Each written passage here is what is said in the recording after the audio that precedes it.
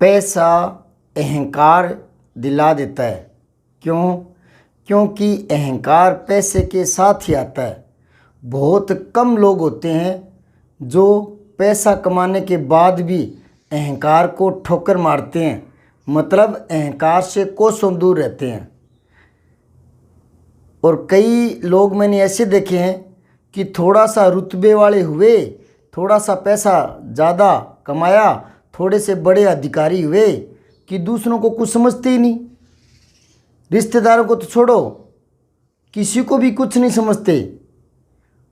और गाड़ी मोटर वाले तो ऐसे सड़कों पर से निकलते हैं कि कोई बेचारा पैदल चल रहा होता है ना, तो उसको भी कीचड़ से लपेटते हुए चलते हैं। तब यूँ लगता है जैसे सड़क पर चलने का अधिकार केवल अमीरों का ही है। ये बात मैं कुछ संदेश देने के लिए कह रहा हूँ। अगर आप बड़े हो गए पैसे से या ताकत से या पद से या किसी राजनीतिक पद के कारण, तो आप इंसान नहीं रहे क्या? बल्कि उसमें तो आपको बड़ा दिल दिखाना चाहिए, इंसानियत का एक नमूना पेश करना चाहिए। पर नहीं, पैसा रुतबा ये आदमी की औकात बुला देता है। और वो कहता क्या है गरीबों को कि तेरी औकात ही क्या है। वाह, पैसा उसकी खुद की औकात बुला रहा है, जबकि वो गरीबों को कहता है तेरी औकात ही क्या है।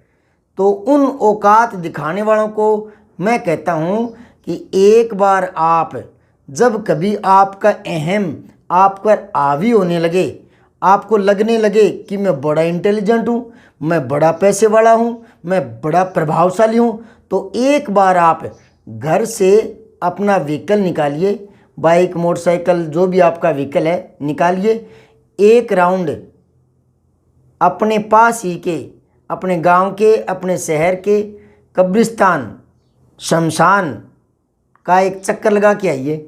गाड़ी को बाहर रख दीजिए और शमशान भूमि में 20 मिनट टहलिए।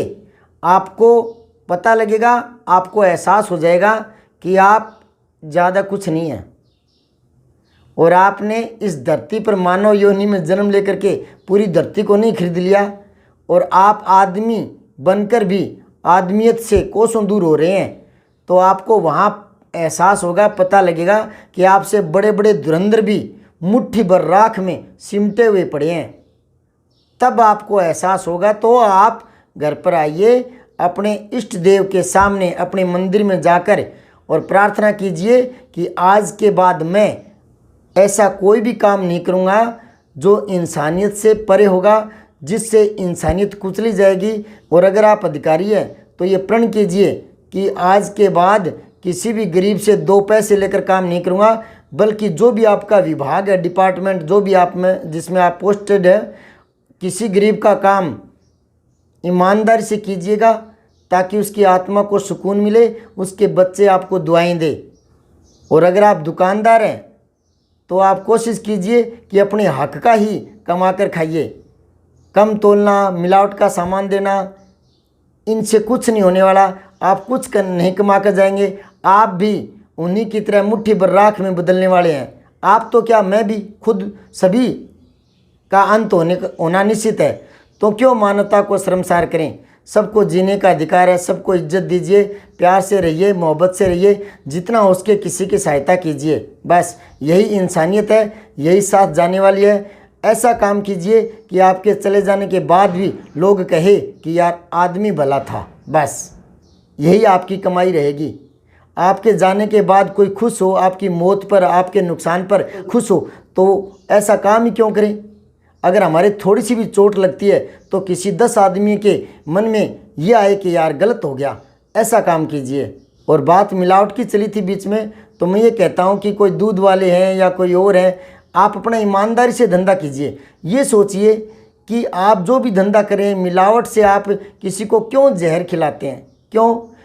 आदमी की ज़िंदगी आपके हाथ में नहीं है। ईश्वर ने एक जीने का मौका दिया है। छोटे छोटे बाल गोपाल, नन्हे नन्हे बच्चे और आपके मिलावटी दूध को पीते हैं तो उनके स्वास्थ्य पर क्या असर होता होगा, है ना?